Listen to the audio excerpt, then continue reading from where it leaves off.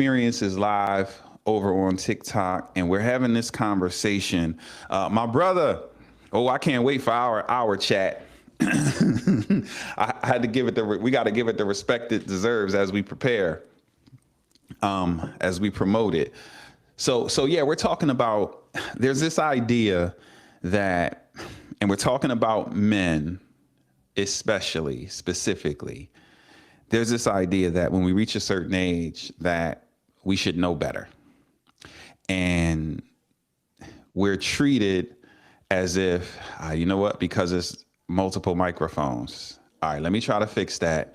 If I can't fix it, then I'm going to have to turn off the TikTok. Okay, that's too easy. So what I'll do is, yeah, I'm gonna leave it for a minute. But if you want to join the conversation, it's the Coach Reese Experience or at Reese Inspires on YouTube. We're live, and we're going to dive into this conversation. It's going to be a great chat. I promise you. We're talking about my brother. Thanks for pulling up, Johnny. What's up, man? So Caller too. So it's an interesting age. Yeah, they salute you over there. So for us in our community, right, where we come from, it's generally like 18 or when you finish high school. Sadly, sometimes it's before that. Sadly, sometimes there's where the mic. Yeah, all right. Yeah, something gonna have to Okay. give, Coach. So let's see. How about, all right, I'm gonna try one thing. Appreciate you, Sean. I'm gonna try one thing real quick, and if this doesn't work, then we're going to we're going to just move accordingly, and one will have to go. So let's see if this works, because I want to get this thing together. Appreciate your family. Thanks for pulling up as always. Appreciate the support. All right, mic check 1 2. How's that? Did that fix it? Did that fix it? TikTok, let me know. Or is it still, the sound still goofy? Let me know.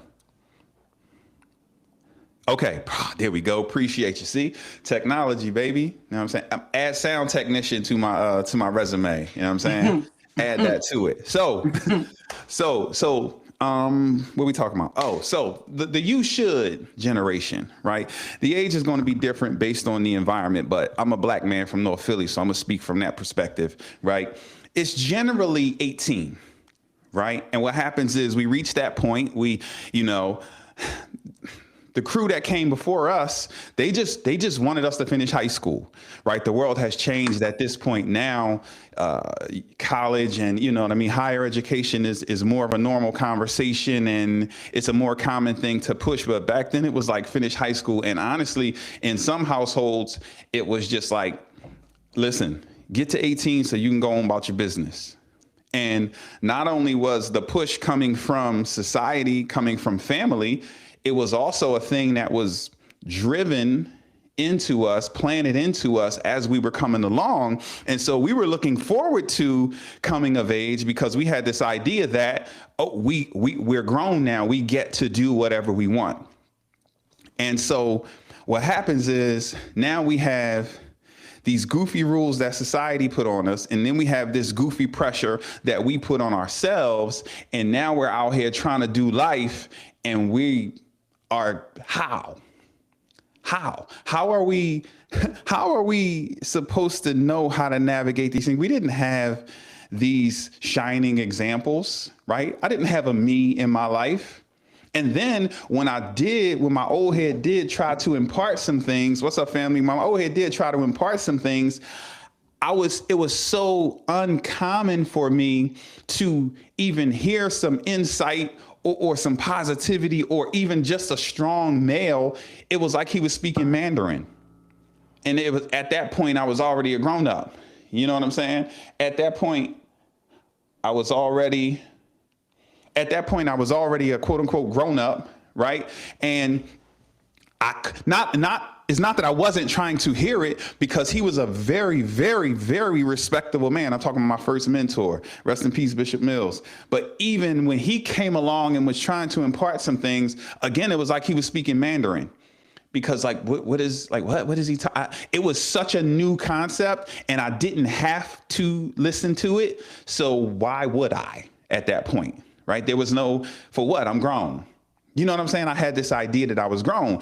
And what comes with that is these expectations that are so unfair, that society places on us and that we put on ourselves. And then we reach a point where we were being, people were speaking life, and people were perhaps encouraging us, and we were being coached, and we were in certain spaces. And then we reach a point where all of that goes away. Look, my brother said it was easier to hustle and get by. Exactly. We're going to dive right into it. Please hang out with me if you can. So again, now we put this pressure on ourselves, right? And the world puts this pressure on us, and we out here thinking we grown, thinking we know a little something about a little something. And what do we know? We're out here just winging it, trying to figure it out. And we're surrounded by other people who are winging it, trying to figure it out. And then the old heads before us were out here winging it, still trying to figure it out. And we're just out here. We're just outside. And and then we pick up these rules and things along the way. And we were kept into this box. And then it was weird to us if we saw someone who, right, didn't have to be out at a particular age, right, whose parents still were in support of them. We somehow saw that as like maybe a weakness, or something was weird about that, or like, what's that about? Or we didn't even notice because we were so busy just thinking we were grown and just outside. But where we get cheated in that is trying to navigate these expectations, right? What's not said out loud, and we're getting to a place now where we're able to start saying these things out loud, is the guilt and the shame and the not knowing, right? And all of these things that we're now carrying because we tell ourselves that we should know, and we should know how to navigate the world, and we should know, then we become young dads and we should know how to father, but how? Who taught us? Where do we learn this at? And so now we're stuck in this goofy cycle. and pardon me, and it's really, really tough because most people never recover from it, because we get outside and then we just outside, and that's just that. And then even when people do come around, even when positive conversations like this are available, even when mentors do start to show up, we don't know how to approach that. And we really, really struggle to navigate those situations. And so what I want to get into, right, and I want you to jump in, Coach D, is really, what's your take on this idea, and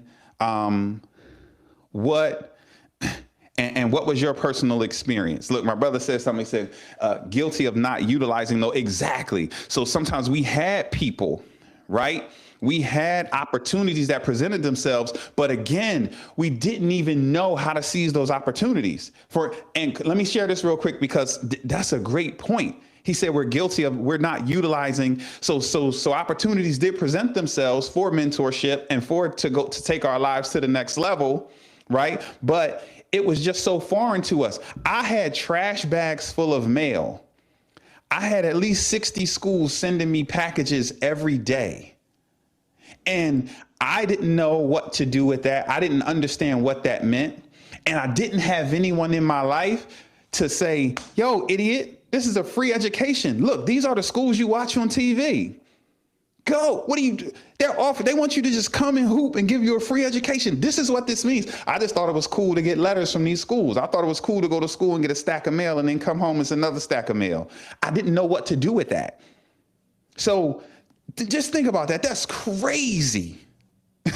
That's crazy. I'm gonna let you jump in. Share your thoughts on what I shared so far. And we got a lot to unpack. Trust me. I like what you were saying about when it comes to the lack of mentorship. But what if you had the mentorship, like I'll change it to what about those that had the mentorship? Mm-hmm. You know, me being a father of you know, a lot of boys that are men now. I had the best mother that I could ever have asked for because she guided me on life. But then I Mm-hmm. asked her one day before I graduated from high school, I said, "Where did you learn how to navigate this thing called life?" Mm-hmm. And she told me she had to do it the hard way. She didn't have someone, her family dynamic, because her parents, you know, she had lost her father, my grandfather, and Mm-hmm. her mom didn't have the tools to show her how to navigate through life after high school. Mm-hmm. So she had to, as you said earlier, wing it. Mm-hmm. But what my mother did was through trial and error, she made sure that she deterred me from making the mistakes that she did. So she basically nurtured me. And like I had mentioned before, because when we lost, you know, I lost my father, she basically didn't become the man of the house. She couldn't be. She was the mother. Right. But I had people in the neighborhood that knew my father that said, "Hey, come in. We respect your dad. We're gonna keep you away from these things because you're not built for that life. You're not built to do things that are gonna carry you the wrong direction. So we're gonna hold you responsible and accountable." I had that luxury. But Yeah. what about those that don't have that luxury?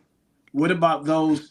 What you look at nowadays is you have, and this is just my opinion, Of a course. lot of the youth, they seem to know how to get it.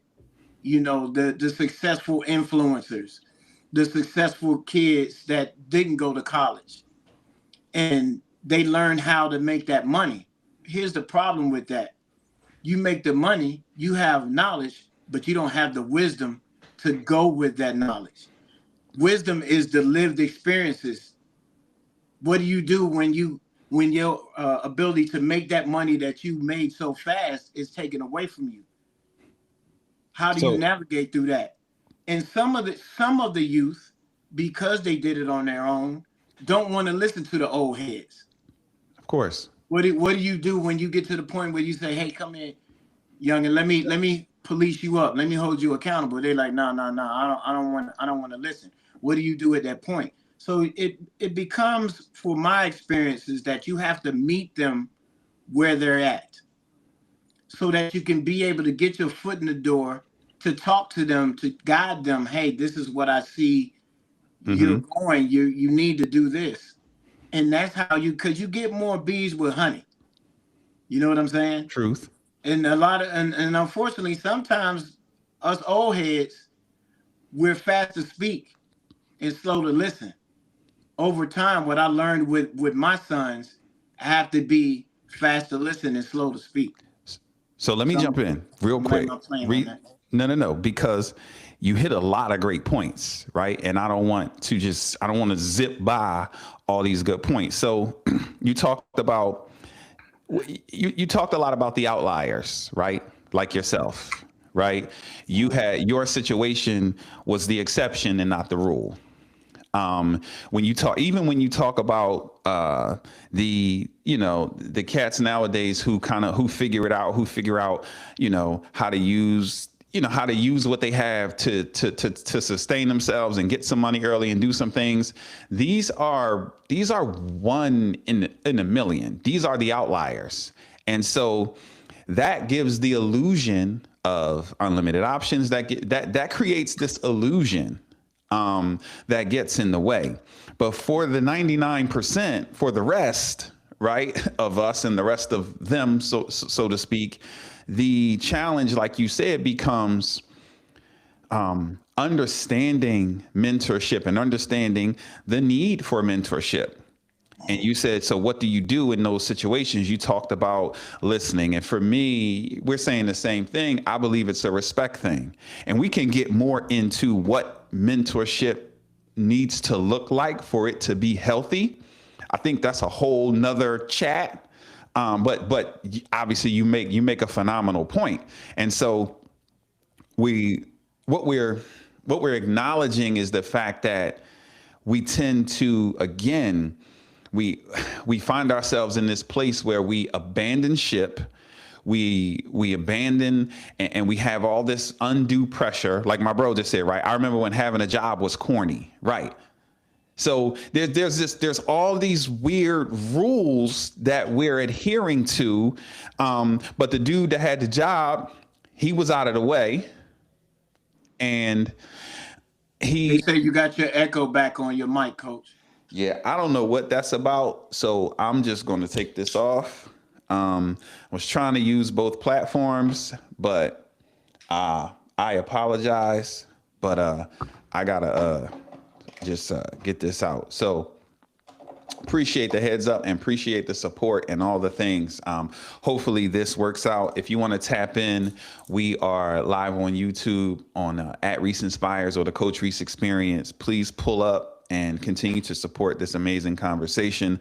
I'm live over here with my brother, Coach D, the Davis Effect. And so everything you're saying is spot on, right? So there are those 1 in a million who, who have situations like yours.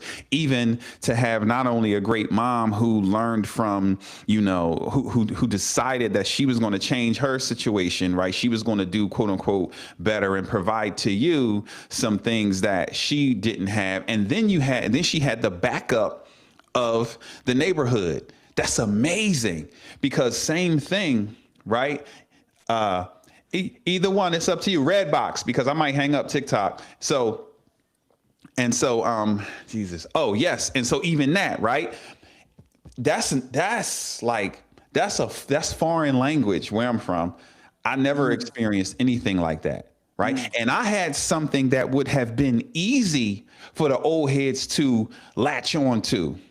Right. That was a layup for them. Like my bro said, look, now the people that was working, look, they retired and chilling, right. Living an amazing life. They didn't skip over all the BS. Right. But at one point in time that was, and again, I want to lean more into that. Right. But so for the 99%, right, that are struggling with the knowing what they should be doing, knowing who they are, knowing what they want, knowing how to move through life, right? And they get to a point where we stop extending them grace, or we stop receiving grace, and we just accepted the fact that they were out here winging it, trying to figure it out, almost from the aspect of, whew, right? I did my job. I got you to 18. I got you out of high school. Like, I've heard that before. I've worked with young people who the parents say, look, he done, and listen, you could talk to him, and woo, woo, woo, woo, woo. Thanks for pulling up, family. And so that is a ginormous struggle that we need to work. And so what I want to throw out there is, first and foremost, I want to apologize to my sons.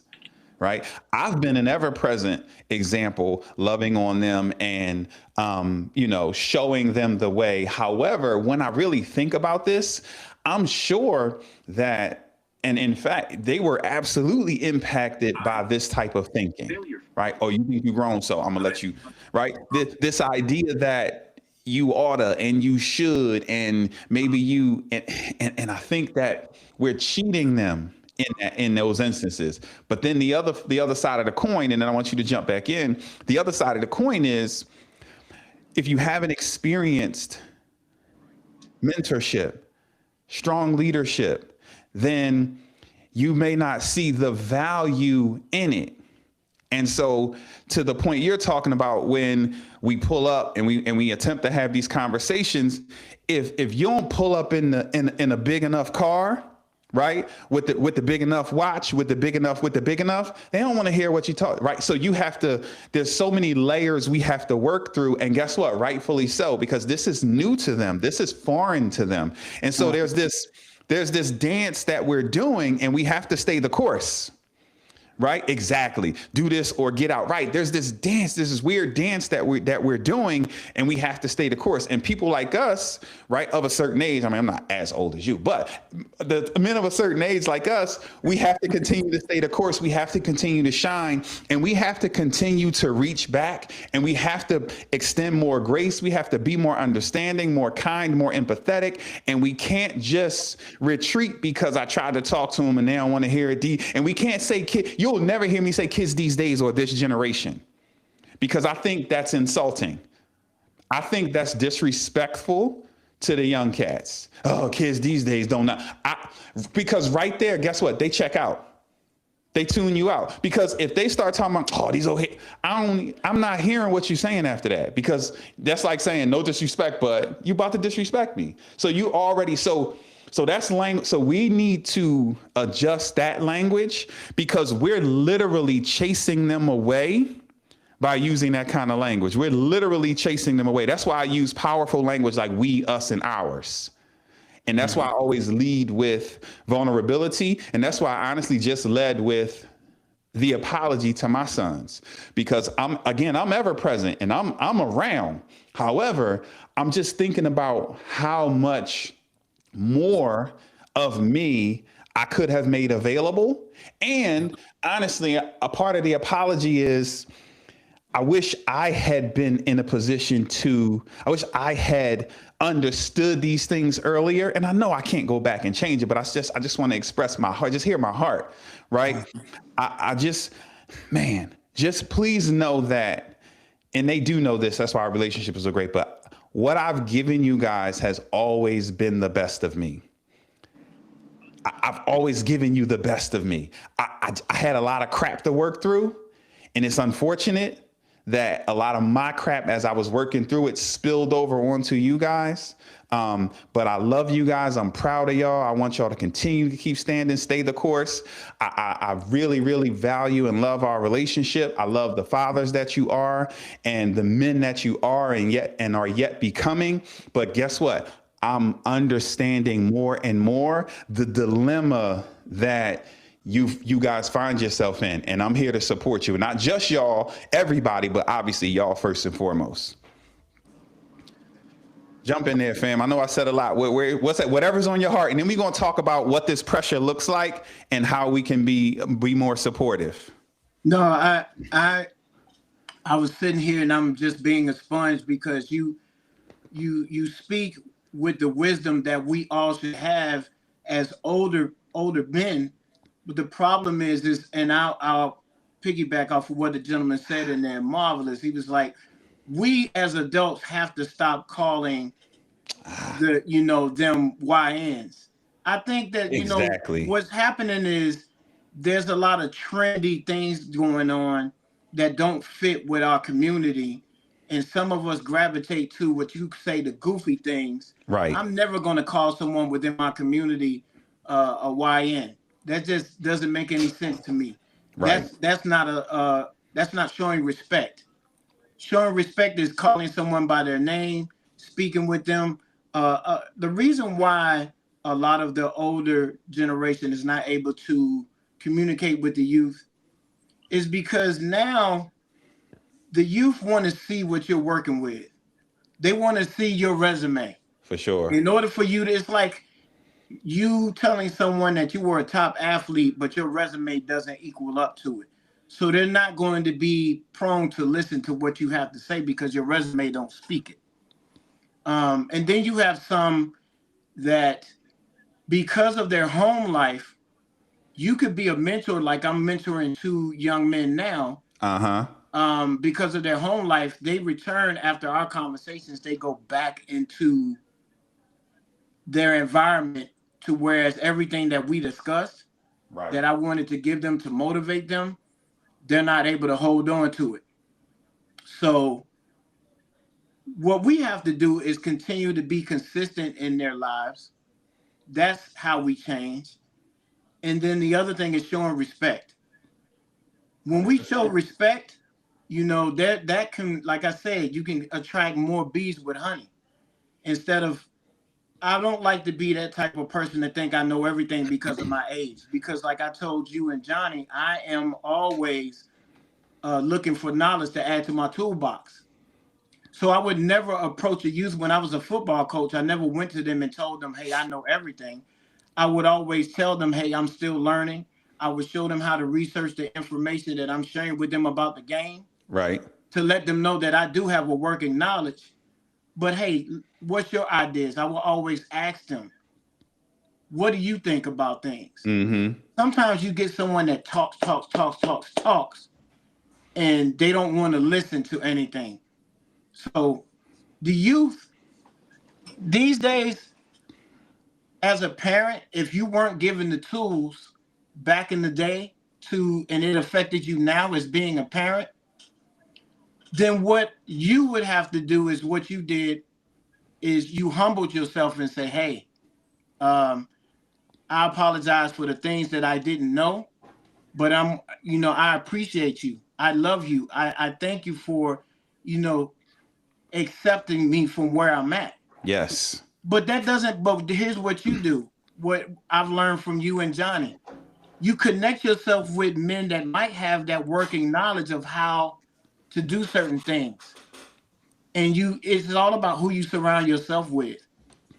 But what if you get that introverted person, right? Mm-hmm. What if you don't have a group? Right. What do you do? So that's what my question would be to you is, what if you don't have accessibility to resources because you're an introvert? How do you handle that? Okay. So this is interesting, right? Because that is definitely a common excuse that people use, right? We find this because we're all connected, right? And we learn this new language, right? We get a cool word like introvert, and when and where it's convenient, we use it as an excuse. Mm-hmm. And so the same way you get that date, the same way you do, right? So what do you do when you feel like there's a lack of resources, right? Mm-hmm. When you look around and perhaps your environment is not speaking life, your environment is the complete opposite, right? Of what you feel in your heart you would like to pursue. Well, we have to have courage, right? We have to have the courage to acknowledge that we want different and better. See, sometimes we're afraid to speak up. We're afraid to tap into the resources. We're afraid to pursue the resources because, like my bro said earlier, having a job used to be corny, right? Certain things, saying I need help or not knowing, and this stuff, it used to be considered a particular way. But now the world has changed in such a way, and we have conversations similar to this happening. The dynamic has changed, and we have access to so much information. And so we don't get to use lack of resources as an excuse. Now, I'm not totally discarding, right, the fact that that's a real thing. And there's many people who, no, what you mean? I don't look at my community. Look where I'm at. Look at this. And it seems as if it's valid. So that's why I said what we need is the courage to take step one. And step one is acknowledging that you want to move in a different direction, acknowledging that you're sick and tired of being sick and tired, acknowledging that different and better, right, is attractive to you, instead of pretending that you're okay in the space that you're in, or instead of taking your energy and using it to act out and do negative things, because it's magically we have the energy to do these things. If you don't have resources to move in the street, you figure out how to rally up those resources, right? You figure out how to get the $1,000 sneakers. You figure out how to get what you need to get to date the girl that you want. You figure out how to do all these things. But now when we're talking about leveling up, becoming better, doing the quote unquote right thing by your own definition, now I'm an introvert. Now I don't have anybody. So we don't get to do that. We can't have it both ways, but we need more people to help people to navigate these particular situations. But it takes courage on your part. It takes courage. And so you have it in you. You definitely have it in you. And the whole introvert, extrovert, that's great. And that's a part of who you are. But there are some rooms where you're not introverted. There are some situations where you're not introverted at all. And then most of the time, in most situations, it's a lack of confidence. It's not even that you're an introvert. Some people are truly like, whoa, right? Social situations are really taxing. However, you don't have to be this amazing, outgoing, speak in front of thousands of people, woo, kind of hyped up person, right? You don't have to be what we picture or imagine as an extrovert to speak up for yourself, to be on your own side, right? So there's a lot of things that can be done, and you can remain an introvert if you so choose. However, if you allow a label you place on yourself or a label that someone places on you to stop you from becoming better, to stop you from growing, and to stop you from changing your life, this is a you problem. This is definitely a you problem. And so you have to have the courage to speak up, and speak up to who, to what? Speak up in the mirror. Right? Be honest with yourself about your current reality and about the life that you desire for yourself. So it takes courage, right? But you have to speak up. And then once you decide, right? Once you speak up, then you start to, then you just have to turn and face the direction that you want to go. And the information is out there. We don't get to use information, the lack of information, as an excuse. Literally, the same way you find everything else, and everything you want to see, I know it's in some of y'all search history. So why aren't these other things in your search history? You get what I'm saying? So we don't get to use that as an excuse, right? We're talking about, we're leaders, right? And we have a responsibility to ourselves first and foremost, and to the people, places, and things that are connected to us. And so anything that you're carrying around as a convenient excuse, I need you to discard that. Or I need you to say, okay, in spite of and because of this particular thing, how am I going to excel? I used to use my lack of education as an excuse. And so I started reading like a maniac. I don't have letters behind my name. I don't, but as well read as I am now, I'll dance with your favorite PhD. Let's do it. Let's rock and roll. And if you know me at all, you know, and if you've ever heard me communicate, you know, what I actually say is only like 8% of what's really going on in here and in here, because I put in the work. I solved for what I saw as lack. So if you're an introvert, great, learn how to write. If you're an introvert, learn a couple of cool lines to say, like you learned how to say what to say to that girl. Text that extroverted homie who know how to get all the girls. Yo, what should I say to her? The same way, the same thing, right? So we got to take action. We don't get to hold on to excuses. I don't buy that. That's great, but okay, we're gonna do it anyway. That's like saying, all I got is black teas. Okay, we're gonna figure this thing out.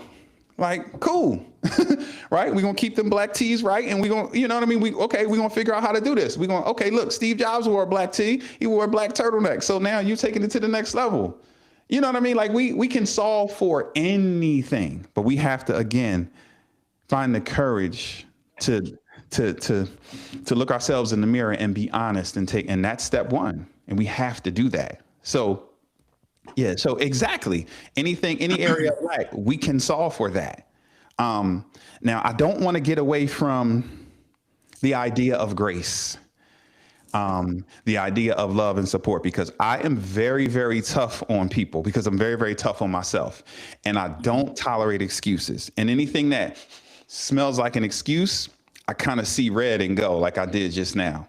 So what I do want to talk about is how do we walk in love? How do we extend grace? How do we help guide, right? Help the young people to navigate these situations, and how do we balance that, right? That's what I really want to talk about, because we want to give grace and we want to be understanding, but we still need to push them, and it needs to be equal, right? It needs to be equal. Like, yes, I understand your situation, but this is what needs to be done. Like, I understand, but this is what needs to be done. And because of your situation, you need to triple down. Right, we gotta do the work to change the mindset, but understand that we're chipping away, right? We're just chipping away at the thing, and so it's something that. But I just want to acknowledge that I get it, because I went through the struggle, and mine was worse than at 18. Right, my entire life was right? I didn't magically at 18 lose out on certain things, right? I went through all sorts of hell long before that. I didn't even finish high school because of the hell I was going through, right? But that's neither here nor there because I had to figure it out. Yeah, the how. We're going to talk about that. No, please. So that's my point that I was about to make, Coach Reese, and I apologize for hopping up No, no, in no, no, there. no. We rocking and rolling. No, no, no. Go So, ahead. Ask the question. We ready for that. Let's do it. so this is the thing. I 1,000% heard what you said, Lima Charlie. But when we have these panels and have these discussions, what we want to know, like my question for you is, and when I asked you the way that I asked you, is for what you would say to someone that's introducing.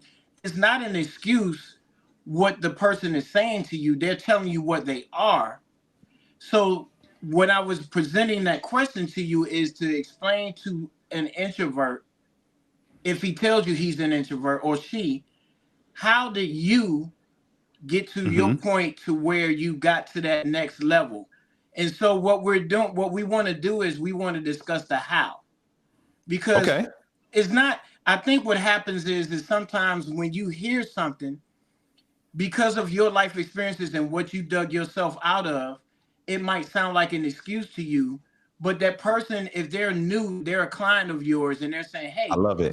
this is I am an introvert." It's not an Let's role excuse. I'm play. just telling you who I am. So how Let's would role you tell? play. So you know what I'm saying? Like tell an Yeah, introvert. yeah. Let's role play. Let's role So play. I am 1,000% an introvert, Coach, and Okay. I want to get to the next level So, where you are. How do I get there? okay. So, what makes you say that you're an introvert? Tell me about that.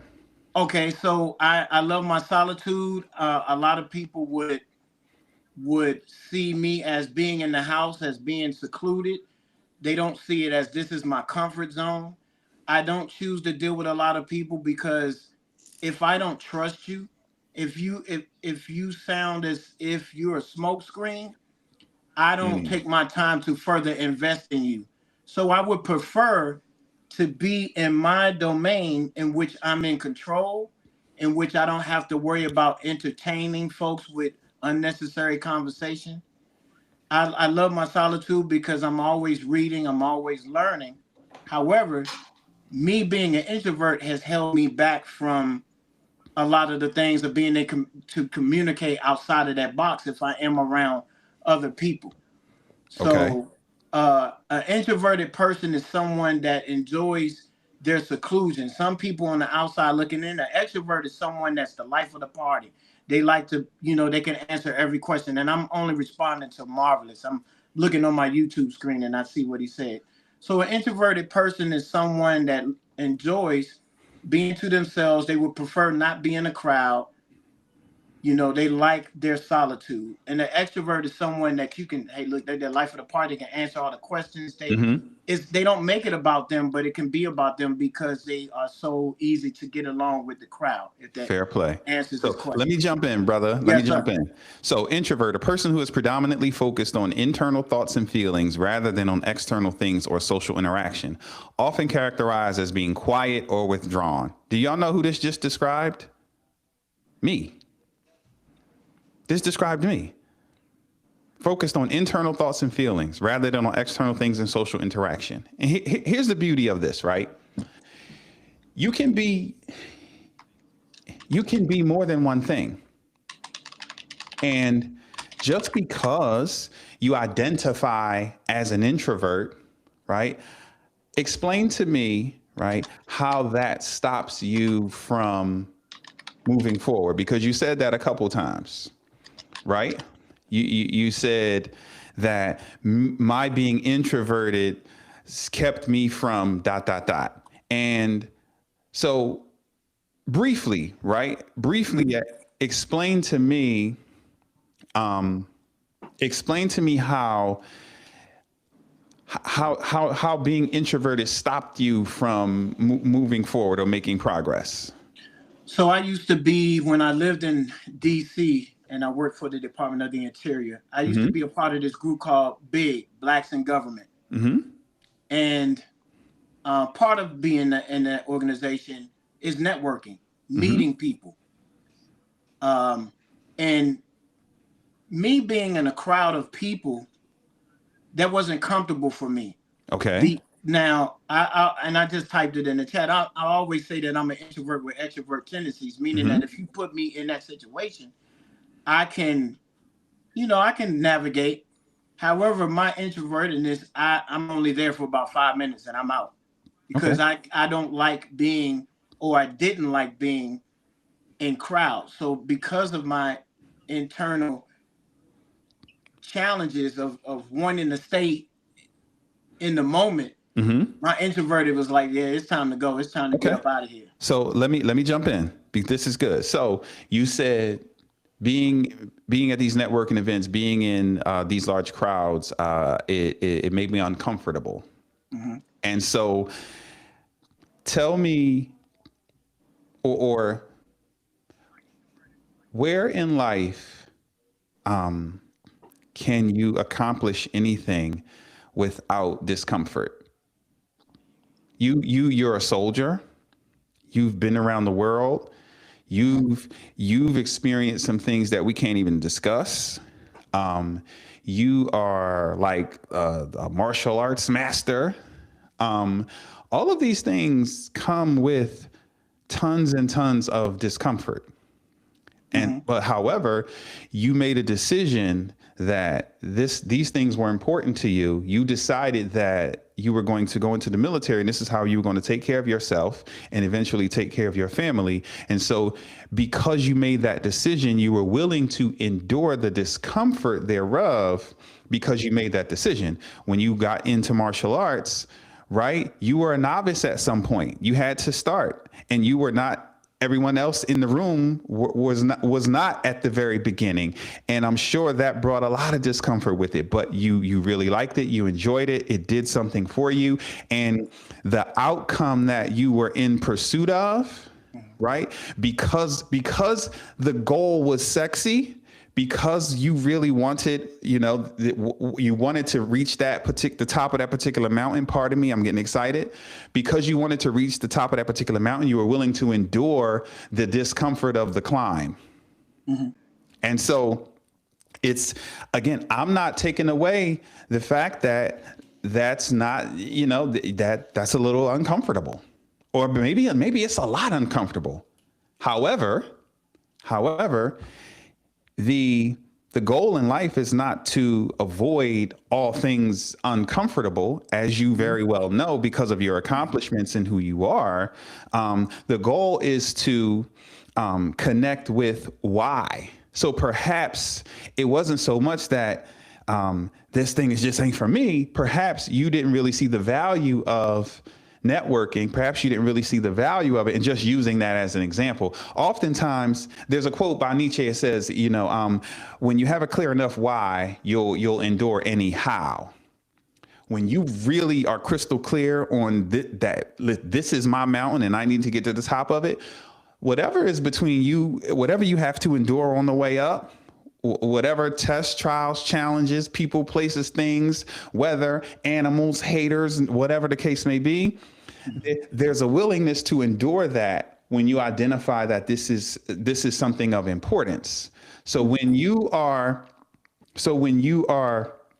in these particular situations, what I want to partner with you to help you to understand is that I want you to get very, very comfortable in discomfort. And you already have these skills based on your accomplishments. Like, you already possess these particular skills. We're just going to now help you access them the same way you accessed them in the past. And so I get it.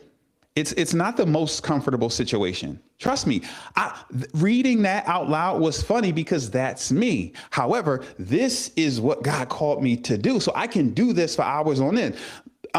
Marvel, that's my brother. I'm talking about third grade. We got stories we cannot say out loud. We can't, never. That's my guy. He will tell you, I'm quiet. I'm so quiet in real life. It's like, you cool? Reese, you okay? Everything good? Oh yeah, I'm fine. Sometimes I feel guilty because, like, I'm perfectly fine. I'm chilling in my little, I'm fine. Right. When it's time to go. I can dance with the best of them. However, my natural state right? But I understand the value of my words. I understand the value of what's in my heart. I understand the value of what God has placed in me, and I know who I am. And so because I understand the value of that, I'm willing to put myself out there. I'm willing to be uncomfortable. I'm willing to work through the discomfort thereof because I understand the value. So discomfort is okay.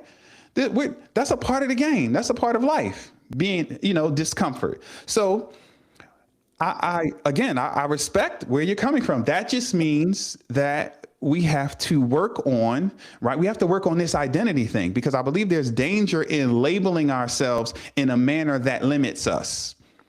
Because if I say I am, I always say, be careful what you place after your I am, because it comes looking for you. If I say I am introverted, everything I believe about an introvert, I now want to embody that. And so I have to be careful with that. Now, you said something awesome. You said I'm an introvert with extroverted tendencies. That's awesome. Well, this is one of those times, right? Then we have to recognize that and say, okay, I got to pull out my extroverted tendencies right now, right? I got to pull out. So the labels are important. So we don't want to label ourselves anything that limits us. We want to be mindful of that. We want to take full responsibility for that. Only label yourself something that makes you stretch. Excuse me, something that empowers you. Don't put yourself in a box, right? Based on these labels, because if you can solve for all of these things and you can be true to yourself, right? Because it's just a little discomfort.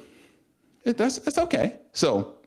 And that's great breakdown. That's a great breakdown of how, and this is important for us to do now. Mind you, I was speaking about the past me. I know. We were just playing. I mean, we were just vibing. So you met me now, and you understand, and I like the value of what you said. We want to teach people that listen to you not to label yourself, because a lot of labels it's all about perception and perspective. And the way that you hear words now being used, they might be attached to a negative meaning because of the person saying it. Their perception and perspective is attached to that word. Right. I look at introvert as being, or extrovert as being gifts, because sometimes you may have a discernment. That introvertedness that you have of yourself is a discernment. There we go. Because I believe in God, and I feel sometimes I'm made to be an introvert. Right. At times, depending upon the situation, I'm being told, hey, hold still. You might want to pull yourself out of this situation. But I appreciate you so much for breaking it down, because I want to know how Coach Reese handles teaching someone how to get out of their own way to get to that next level. My next question to you would be, wait, before you hold on. Yeah. Let's make sure, because I wasn't really in the comments, so I don't want to I want to make sure I don't want to get way ahead. Yada yada yada yada yada. Da, da, da, da, da. Okay. My family over here. A lot of that is a guilt complex as well. Apologies are powerful tools in restoring relationships. Exactly. Yeah. Yes. I don't even know if you were on here when I extended that apology. Yeah, absolutely. There was some great points in the chat. Oh no, not at all. They make my flesh crawl. The how is crazy. What is introvert? Okay, we touched on that. They're outgoing introverts. Exactly. I'm one of them. And they're extrovert. Exactly. Right. I'm a super homebody. I like to be in my bubble. I like to be quiet. Oh, but when you give me the mic, God is like, go ahead, son. do what I designed you to do. Mm-hmm. I always say that. Exactly. Let's see. I resonate with that. Brother Davis, I've had anxiety attacks being in crowds, very scared. Exactly. And we can solve for that, Monique. We can solve for that. I promise you. Exactly, right? Mm-hmm. Exactly. So yeah, we can definitely solve for that. Okay. So what was your question? Britt, what up, family? What was the next question? So the question that I have for you, Coach, is in those times that, when you were going through your transformation, what I call it, and getting to the point of where you are now,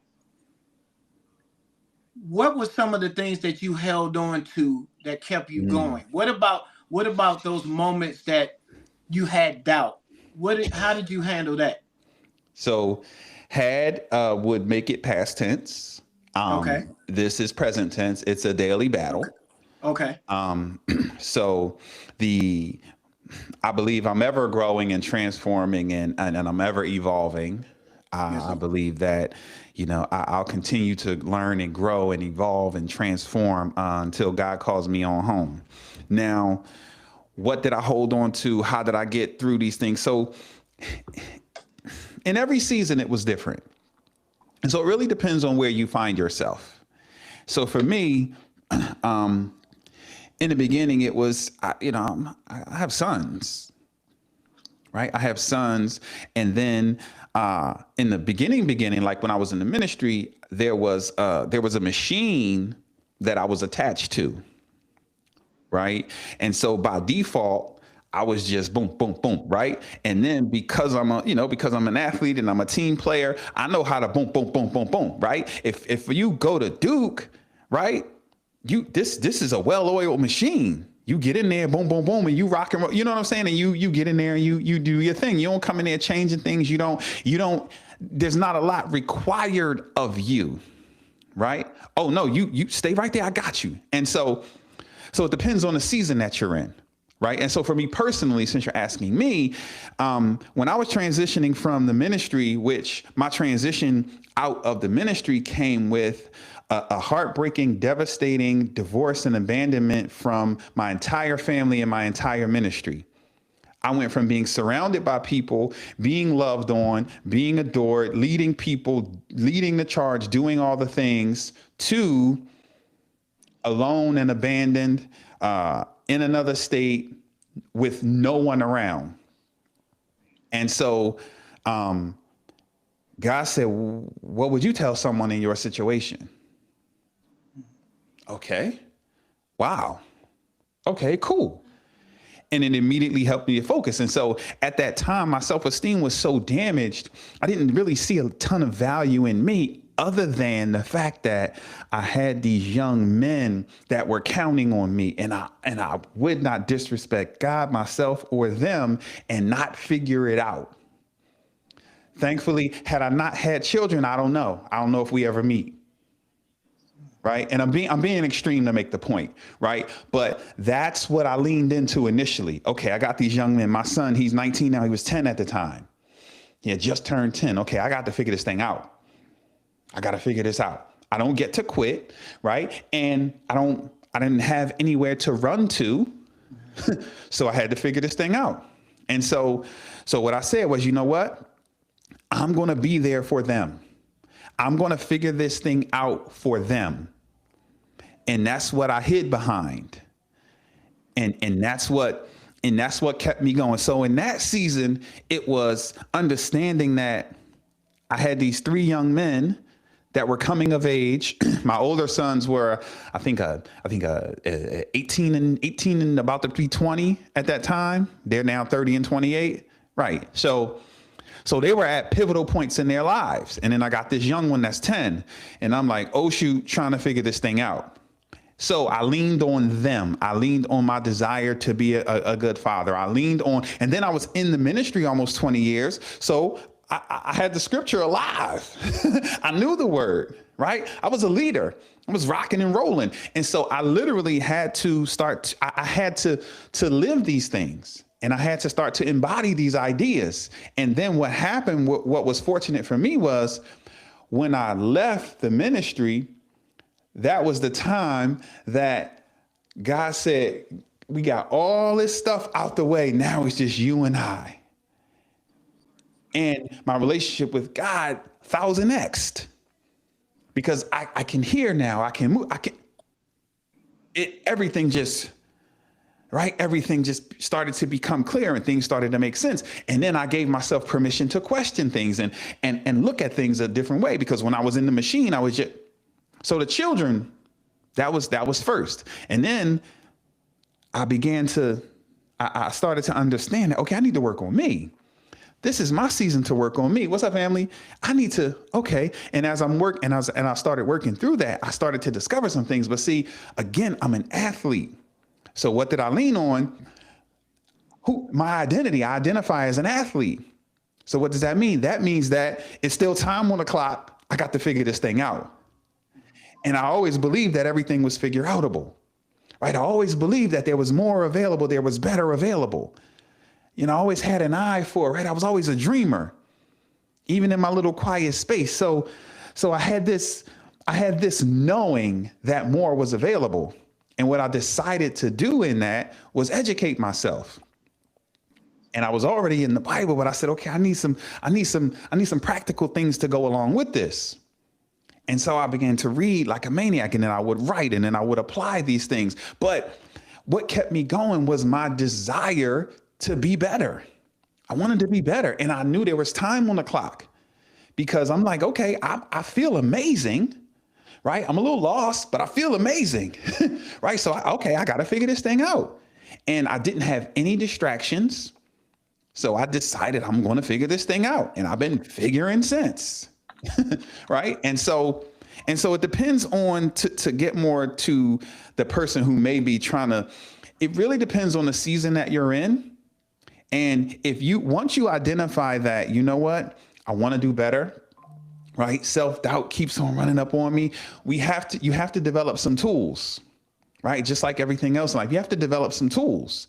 And so, and you ask me about what do I do when self-doubt comes up? Well, now self-doubt is my personal trainer now. What the heck are you talking about? When self-doubt shows up, it lets me know that this is something important. So it's telling me to push a little harder. It's telling me to focus up. Because when I'm dilly-dallying and doing nothing, self-doubt doesn't show up. Self-doubt doesn't care. But when it's time to do something, when it's time to move in the right direction, when it's time to lean in, when it's time to, all of a sudden self-doubt comes. So now what I figured out was, oh, okay, wait a minute. You only show up so you actually are my friend. So now self-doubt is the homie. When self-doubt rings the bell, it's like, Yizzo, come on. Thank you. I didn't even realize this next thing was that important, but since you showed up, let me tie what I got on. Let me tie the Yeezys up a little tighter, and you know what I'm saying, and focus up because you showed up. So I changed my relationship with self-doubt. And now I know how to raise my hand and ask for help. I know how to reach out to my brother. I know how to reach out to you guys. I know where to go in the word. I know where this information is, but that's because I decided once upon a time that I'm going to figure this out. And then access to information. So like somebody said earlier, using my resources.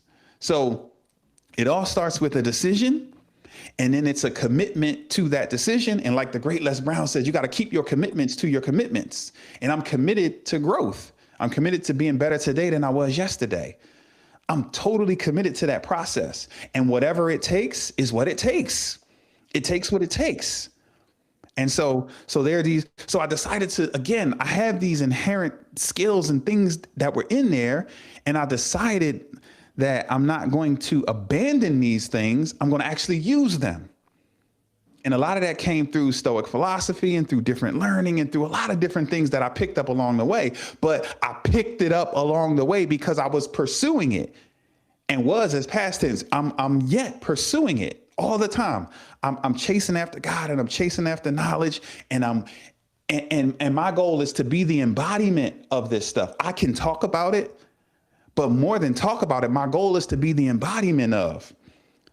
So when I talk about these things, people that know me aren't like, what? Nah. It's just like, well, yeah, that kind of makes sense. Right? You know what I'm saying? That actually aligns with who I know you to be. Right? So that's how I would attack that. Every season is different. And so there's not one answer to how do you navigate. You know what I'm saying? You got to develop your fundamentals. You got to develop your skills, but it all starts with a decision and a commitment, and a decision to keep your commitment to your commitments. Exactly, family. Appreciate that. Now I want to go back because this was important, and Marvelous, right? He said, I'm stuck in situational circumstances. Yes. And let's talk about that, right? Let's talk about that, because the details of it don't matter. What? Yeah, the details of it don't matter. If I look again back to labels, I'm stuck. I'm stuck.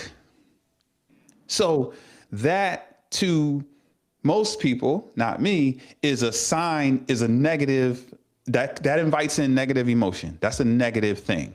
However, I've decided that I'm stuck is a good thing, because stuck is an acknowledgement that, whoa, I've outgrown this. I'm better than this. I acknowledge that there's somewhere I want to be, and now I just need to figure out how to navigate, how to close the gap from where I am to where I want to be. So I see stuck as a positive, but I know that everyone else doesn't, right? So when we look at the language, I'm stuck, that right there, we got to change. We got to change the language. And then in situational circumstances, right? And, you know, sometimes we're in situations where, right, I would, but we have an I would, but list. I would, but this is my situation. I would, but I have to do this. I would, but I don't have this. I would, but, and when we label it that way, the danger in that is what we're doing is we're making a case against us. We're giving the state everything it needs to prosecute us and put us away, to keep us locked away. We're snitching on ourselves, basically. And so we have to change the language here, and we have to. So let's look at that. Okay, I believe in acknowledging the facts on the ground, and so whatever the situational circumstance is, that's what it is. This is my situation, right? I was alone, and I was all the way in North Carolina. I didn't have contact with many people. Right? I was, you know what I mean? The situation was what it was. And so it's like, okay, now what? This is the situation. We're down 7. It's 3 minutes on the clock. What are we going to do? We're going to D up, and we're going to get some stops, and we're going to attack the basket. We're going to close this. We're going to win this game right here in this last 3 minutes, or we're going to quit because we're down 7. 7 is nothing. 3 minutes, 7 points, that's nothing. So we have to reframe, right? We have to reframe how we're looking at our situation, and we have to accept the facts on the ground. And then based on the facts on the ground, we have to say, okay, now what? And instead of being focused on what I can't do and what I don't have, I have to focus on what I can do and what I do have. So because of X, right? Or I would, but ... Well, okay, but what can you do? Well, I can't. But what can you do? But what do you have? And if we dig in to that, we will magically come up with a plan to improve ourselves and improve the situations that we feel like we're stuck in magically. And we can role play that too, if you want, Coach D, because, you know, what do you have and what can you do? Literally, you're rewiring your brain, and you're going from victim to problem solver. You're going from victim, to leader, to problem solver. And so it's a matter of reframing your situation and understanding that there's always something you can do. See, okay, look at this. 7 is nothing, but even some teams know coming in, they're supposed to lose. See, that's a mindset. And so when you look at that, and thank you for this, this is amazing. When you look at that, right, that's a mindset issue. Now we have to look at the identity of that team, because what do I mean? What are you talking about? I've been on both sides of, on paper, this team we were supposed to blow them out and we lost. And I've been in games where on paper, they were supposed to blow us out of the gym and we beat them. It's a mindset, it's an identity thing, right? It's okay, great, we're outmatched, so this is what we're going to do, right? We're outmatched. So this is the plan. This is the way forward. Not we quit. We're just going to go through the motions. So that's a mindset thing. And it's like, okay, all right, great. We're outmatched. What are we going to do about it? What do you mean we're supposed to lose? No. We ain't supposed. Upsets happen every day. Any given Sunday, baby, we about to be in March Madness. Upsets happen all the time. And guess what, bro? You'll appreciate this one. If somebody gonna upset somebody, might as well be me. Might as well be me. So it's a matter of how you look at it. I have a rule that says I'm 100% responsible for my perspective. And so that's a charge on me to examine and evaluate situations from multiple perspectives and choose the one that's empowering. And right, so it's a matter of reframing it in a manner that's empowering. I'm going to label myself as the winner, right? I'm going to imagine winning and what that would look like and feel like and what I need to do. Who do I need to become in order to, right? And I do that with whatever I have at my disposal. I don't say, well, if I had, X dollars, then I would. If I had this, then I would. If I had this, then what that's doing is limiting myself and it's making me a victim and it's put me in a victim box. Jump in, fam, because I know you just chilling, letting me rant. No, I'm going to be honest with you. Sometimes it's good to listen and understand. You understand more when you listen. And you've been spot on with everything that you're saying, but what I'm enjoying about it is you're showing how you're being transparent, first of all, but you're showing how you are in control. He just said it. You're showing how you're in control of your destiny. You are doing it, and you're not allowing any discomfort. You're not allowing anything to stop you. And what you're doing for the listeners is you're showing them nothing can stop you. Only you can stop you. That's it. That's what we need to do when we have these type of conversations. We need to show them we don't have to use ourselves. We can role play, like you said, but we need to show them where we are and how do we get there. And one thing I enjoy about listening to you is you break down the entire process. Appreciate and I appreciate you. I really appreciate everything that you have done tonight, because now you have me adding more tools to my toolbox. Nice. Of how I can handle things when I have doubt. Love it. So I appreciate you. What I would like for you to do is, if there's anything that you could add to what you've said this evening. Mm-hmm. When you have those doubts, you say that it's become your personal trainer. What would you suggest that people do to get out of their own way? Like, exercise is something that you are a subject matter expert at doing. You do it continuously every day. And I'm being serious. For me, I can go to DJ. I have my DJ equipment. I'm in school now. I have my school to focus on.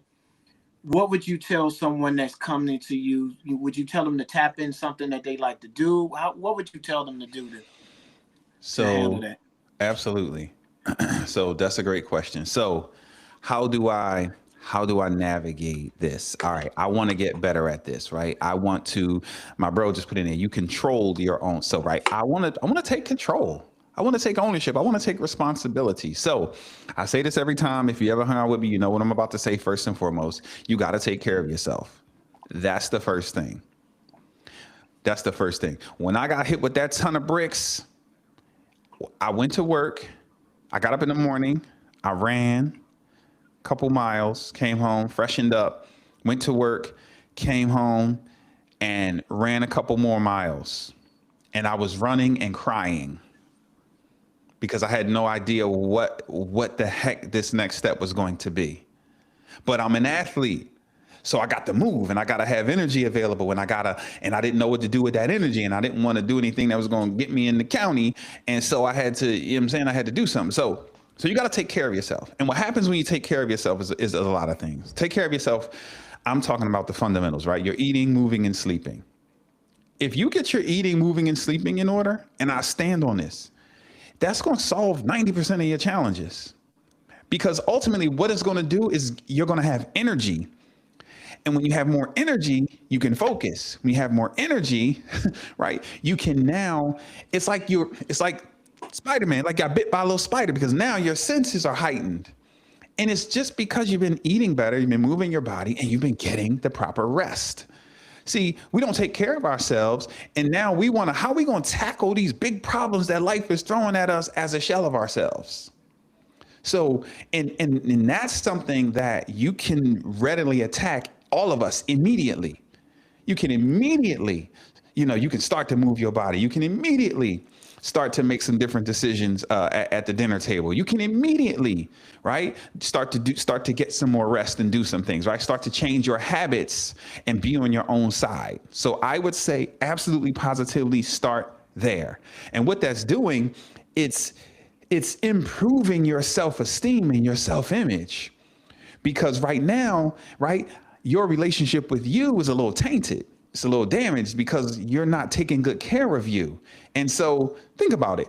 If you see someone, right, if I'm telling you I really value this, but I treat it like trash, do I value it? And so same thing is happening to you. Do you value you? And so you have this damaged relationship with yourself. And the way to improve said relationship is, right, by working on yourself. And working on yourself is too vague.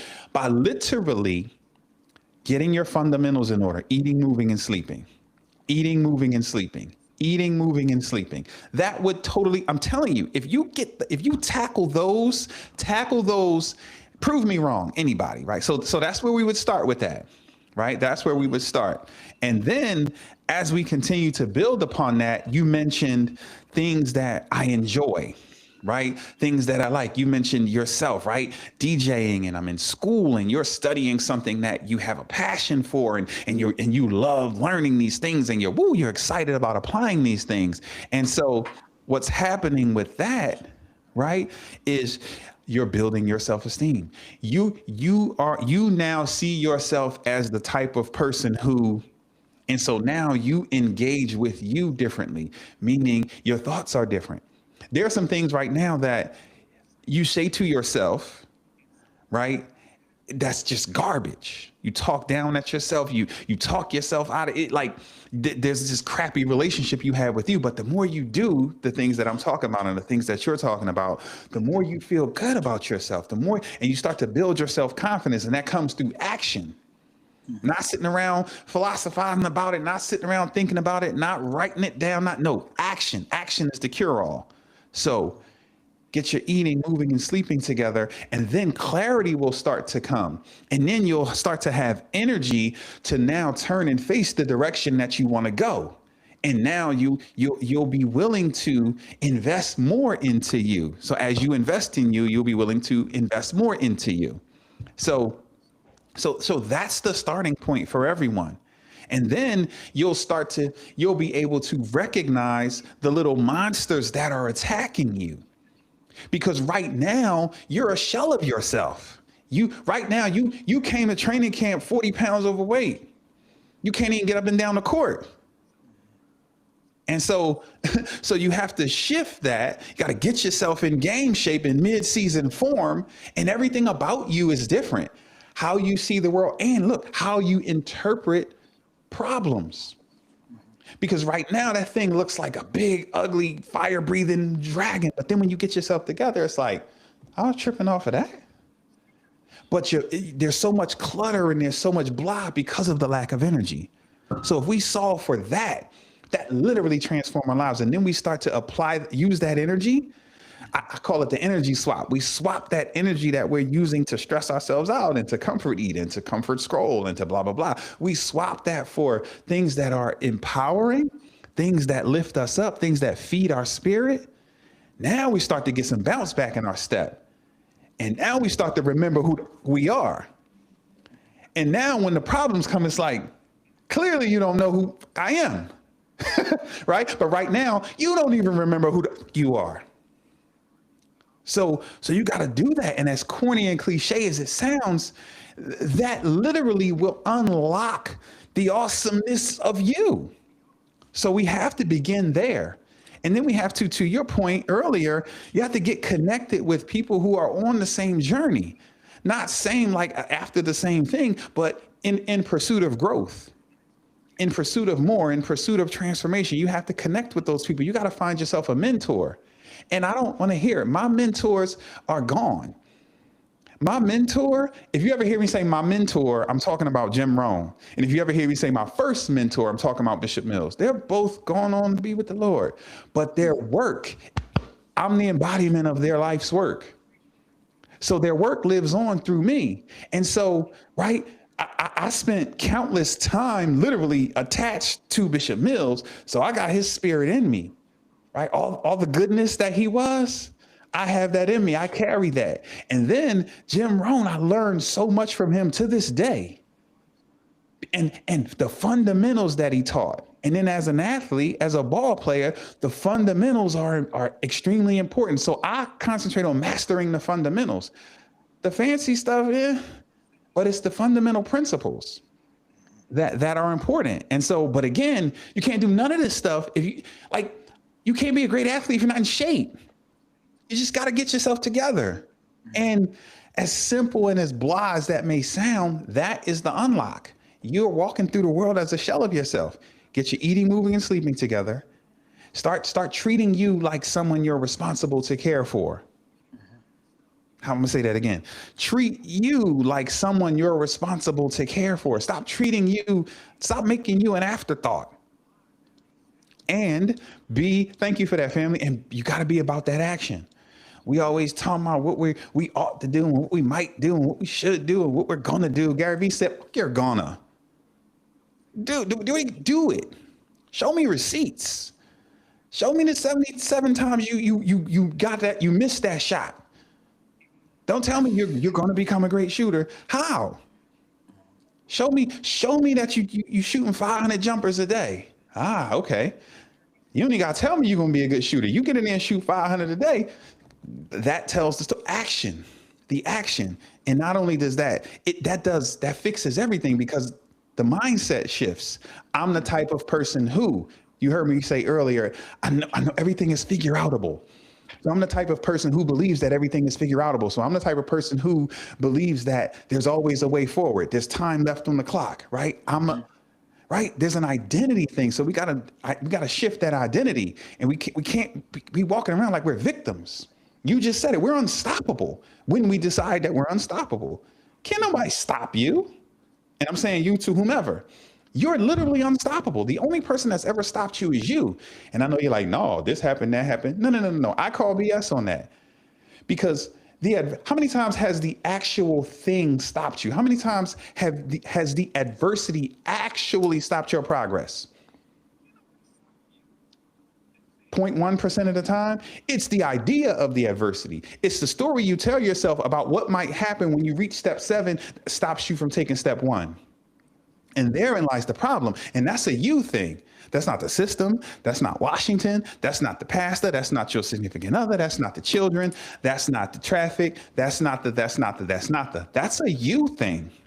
That's why I always talk about developing a healthy relationship with you and you.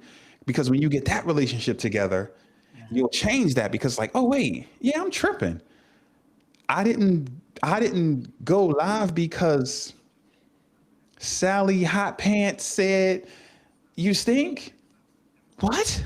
Or because of what might possibly maybe go wrong. Think about it. Think about the last time.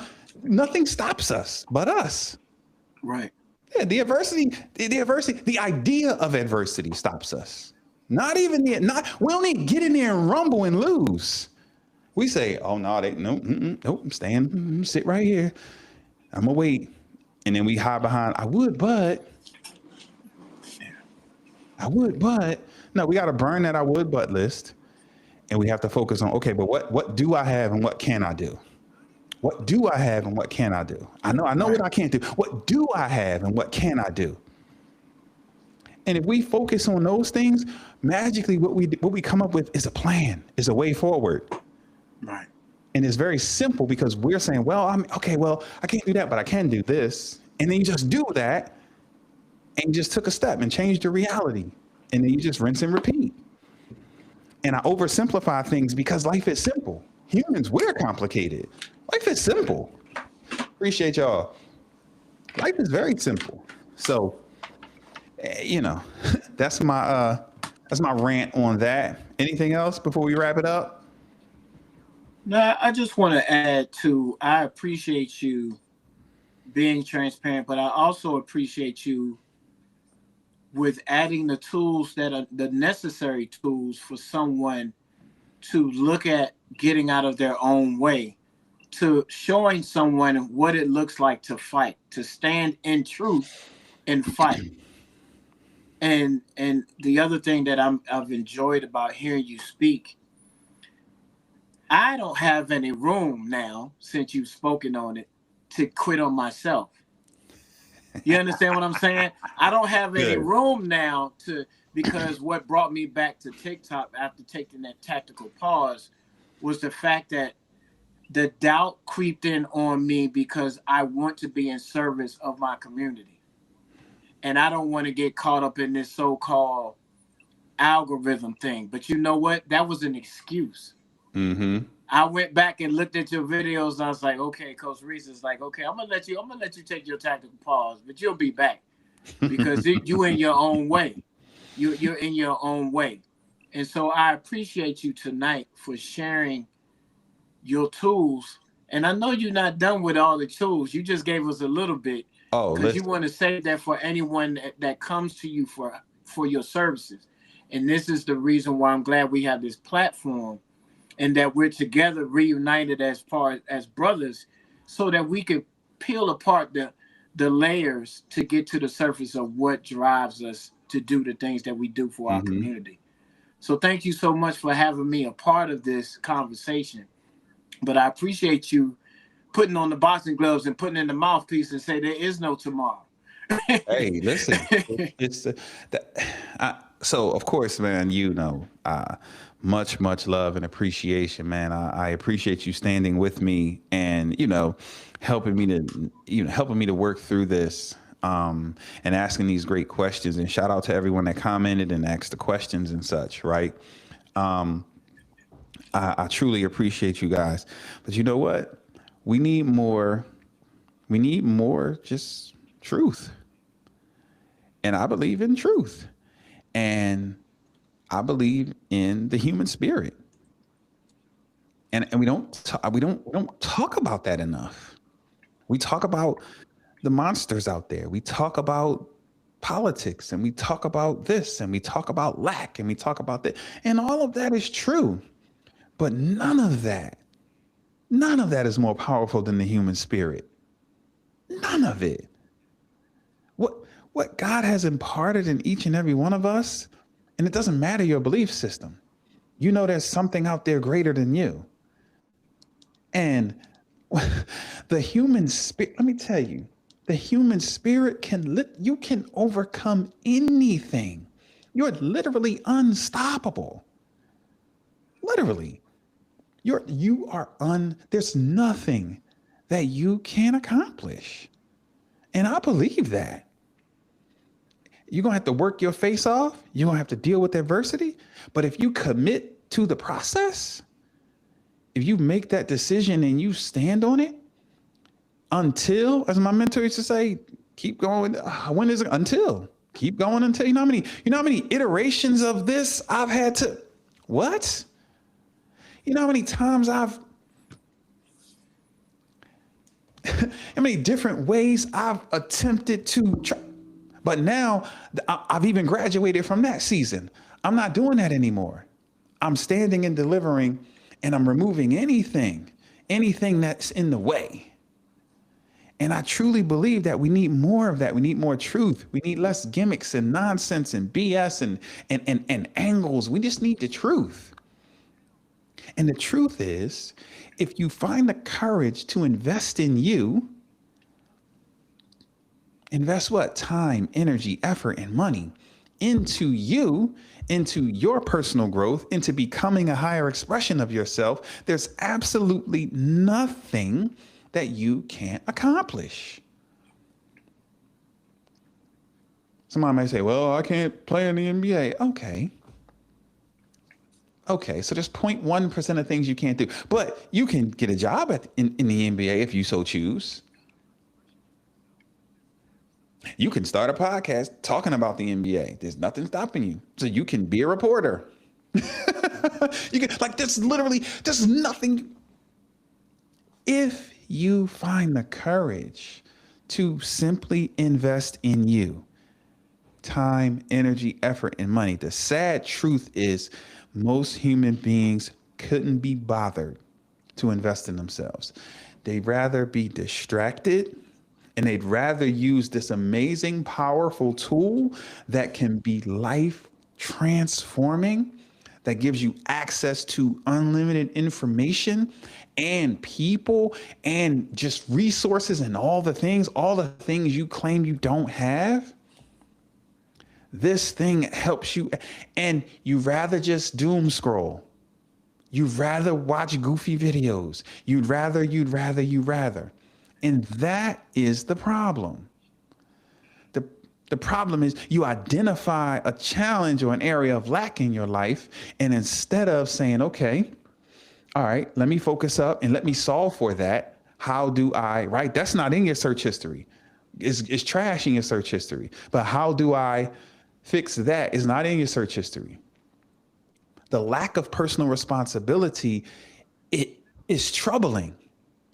But the way I interpret it as, okay, as I often say, I have to do more. I have to work harder. I have to get louder. I have to keep showing up. And I have to show up as the version of me that God intended, and stop trying to soften the blow and water it down and consider this and consider that. God didn't tell me to do that. So when I do these things, I'm actually being obedient. I'm actually getting in the way of what someone needs. And I made a decision that I'm not doing that anymore. I just made a decision I'm not doing that anymore. A surgeon doesn't apologize for cutting you open to help fix you. And if I have to cut you open to go in there and patch up your broken heart, take this anesthesia, go to sleep, and let me cut you and help you heal. And I'm no longer trying to find a way to figure out how to send it through there and fix your heart. No, I gotta cut you. I'm a surgeon. And I've been trying not to use my hands, which are magical. I've been trying not to be a surgeon. And that's been the delay. And that's why I haven't been able to reach the people that God intended for me to reach, because I've been holding back. And this is repentance. I'm repenting right now in front of y'all. This is repentance, because I've recognized, and I'm not doing that anymore. I'm not getting in the way, because I don't want anyone else's blood on my hands. There were surgeries I was supposed to perform and I didn't, because I was too busy in my own way, trying to figure out how to perform the surgery without performing the surgery. Mm-hmm. And I'm not doing that anymore. Go to sleep and let me do what I need to do. But we have to want it though. And I know I've been working with people since 1998. That's when I first stumbled into the church. And I immediately started working with the teenagers. I immediately got to work because of who I was connected to in the ministry. They were the ones doing the work. So I came in doing the work from day one. And what I've learned is that 99% of people don't want to fix the problems, don't want to be healed. They just want a little bit of relief from their pain. And that's the sad reality of human beings. And the moment we decide we want greater is available. The moment you decide that you want to level up, you can level up. There's nothing stopping us from leveling up. And that's a conversation we come in. What does the next level look like, right? Shout out to you, my brother. But listen, if you want it, go get it. And there's no excuses. We got unlimited information. And then we have people who have committed their lives to helping. So what do you mean? What do you mean you don't know and I exist? What do you mean what do you mean? We have to do better. We have to take responsibility. I invest time, energy, effort, and money. You know how much coaching I've paid for? You know how many courses I've paid for? You know how many events I've attended? You know how much money I've spent over the years investing in myself? You know how much time and energy I've put into reading and studying? You know how much writing I do? Because I love me some me and I care about me. And I love my children and my wife and my grandbabies and all the people that I'm attached to. At some point, we gotta come. Do you want it or no? And that's what we gotta get to. Like, we can't keep hiding behind these excuses. The clock is ticking. Every time I look up, it's the first. Like, what? I gotta pay this rent again? I just paid it last. And so, anyway, I'm gonna close with that. I love y'all, man. I appreciate y'all, and I want to see y'all win. And if you connected to me, especially, like, what we doing? Like, what are we talking about? Like, nah, we changing all of that. We flipping the script on all of that. So stay tuned. We gonna be doing this a whole lot more often. Yes, Showing up and delivering truth, and you know what? We gonna perform these surgeries, and we gonna get this work done. And so, listen. Give yourself some grace, as Coach D, shout out to you. You taught me that, to give myself some grace. Give yourself some grace, and you use that energy from giving yourself grace to take action, to take step one. Use that. Don't just give yourself grace and put your feet up and eat some cookies. Give yourself grace and do something with that energy. How you know I had cookies over here? Hey, listen, don't. Hey, I had my share of cookies today. Appreciate y'all tapping in. Yeah, appreciate y'all everywhere. Thanks for the comments. Thanks for all the support, the love, and all the things. This video will be posted on the Coach Reese Experience YouTube page. And yes, y'all do the same. I appreciate y'all. If y'all want to tap in, make sure y'all do that. And it's time to dash. I hear my dog in there cursing his brother out. Rocky.